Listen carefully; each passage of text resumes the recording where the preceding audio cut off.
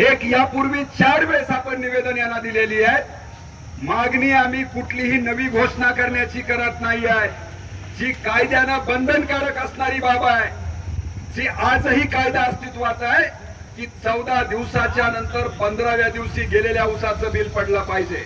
आम्ही दुसरी कुठलीही मागणी करत नाही आहे. आणि घातलेल्या ऊसाची असलेल्या कायद्याची अंमलबजावणी करण्यासाठी जर एवढा त्रास होत असेल तर मित्रांनो, एवढ्यावर हे आंदोलन आपल्याला थांबवून चालणार नाही. आज पांगरी, लिंबोटा आणि या परिसरातल्या शेतकऱ्यांचं आम्ही अतिशय मनापासून आभार आणि अभिनंदन करतोय. ज्या पद्धतीनं तुम्ही आज हे आंदोलन हाताळताय, पै 5 पैसा गोळा करून 10 20 रुपये 100 रुपये गोळा करून तुम्ही हे आंदोलन चालू केलेलं आहे. हे आंदोलन महाराष्ट्रातल्या ऊस उत्पादक शेतकऱ्यांसाठी अत्यंत मार्गदर्शक ठरणार आहे. म्हणून आमची कळकळीची विनंती आहे, आम्हाला जेव्हा आता इथले एपीआय साहेब बोलू लागले, त्यांनी सुद्धा हतबलता दाखवलेली आहे की ज्या पद्धतीची भूमिका कारखान्यांच्या लोकांनी, कारखानदारांनी आणि कारखान्यांच्या ओएसने एमडीनी घ्यायला पाहिजे, ती घेत नसल्याचं दिसून येत आहे. आणि म्हणून आपल्याला आमचा प्रस्ताव आहे, कळकळीची विनंती आहे. पांगरीवाल्यांनी जे प्रेम आम्हाला सकाळपासून, लिंबोटवाल्यांनी जे प्रेम आम्हाला दाखवलेलं आहे, आम्ही कळकळीची विनंती दादा वकील साहेब तुम्हा सगळ्यांना आम्ही करणार आहेत की जर आम्ही या ठिकाणी थांबलो तर फक्त संध्याकाळच्या भाकरीची व्यवस्था आम्हाला तुम्ही करू शकता का? घराघरातली भाकर, आपल्या मायमाऊलींनी केलेली भाकर तुम्ही जर आम्हाला देणार असाल तर आम्ही या कारखान्याच्या माननीय गोपीनाथ मुंडे साहेबांच्या स्मृती स्थळापाशी ज्यांना संघर्षाचा वारसा आहे, तो संघर्ष महाराष्ट्रामध्ये ऊसाच्या शेतकऱ्यांसाठी इथं सुरू करू आपण. तुमची तयारी आहे का? सगळ्यांची तयारी आहे का? मी इथून 1 मिनिट बी हलणार नाही. आता इथंच माझा मुक्काम जोपर्यंत आपल्या बरोबर हे योग्य मार्गदर्शन करीत नाहीत आणि जर याच्या उपर मी करणार नसेल तर त्याच्या पुढची दिशा सुद्धा घेऊ. केवळ महात्मा गांधींची अहिंसा अशी नव्हती.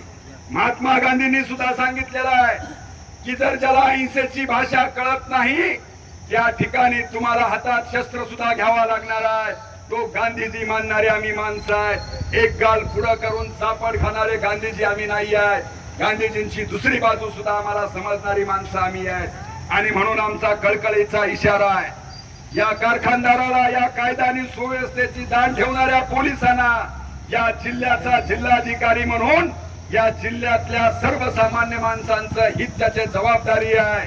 या जिल्हाधिकाऱ्यांना सुद्धा आम्ही विनंती करतोय की या बीड जिल्ह्याची कायदा आणि सुव्यवस्था जर अबाधित ठेवायची असेल, शेतकऱ्यांनी मेहनतीनं कमवलेल्या आणि गाळलेल्या घामाच्या ऊसाचा दाम जर तुम्ही देऊ शकणार नसाल तर हे मुंडे साहेबांचं स्मृतीस्थळ गोपीनाथगड आणि पांगरी कॅम्प हा महाराष्ट्रातल्या ऊस उत्पादक शेतकऱ्यांच्या आंदोलनाचं केंद्र बनेल.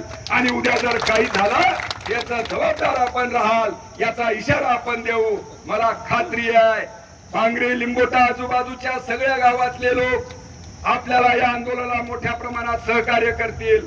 संध्याकाळी घराघरातली भाकर माय माऊलींच्या हाताने केलेली आपण इथं चौकात बसून खाऊ. जोपर्यंत बघू आपल्या दम आहे, आपली हिंमत आहे का या मगरूर कारखानदारांची हिंमत आहे, हे बघण्याची हिंमत आपण आज ठेवू. मान्य मी आणि आम्ही आपण सगळे या ठिकाणी थांबणार. तुम आगे बढ़ो, हम तुम्हारे साथ हैं. शेतकरी एकजुटीचा, शेतकरी एकजुटीचा मान्य सगळ्याला. चलो आपापले कपडे बिस्तर बांधणारा मागून घ्या. इथंच थांबायचं आपल्याला मामा.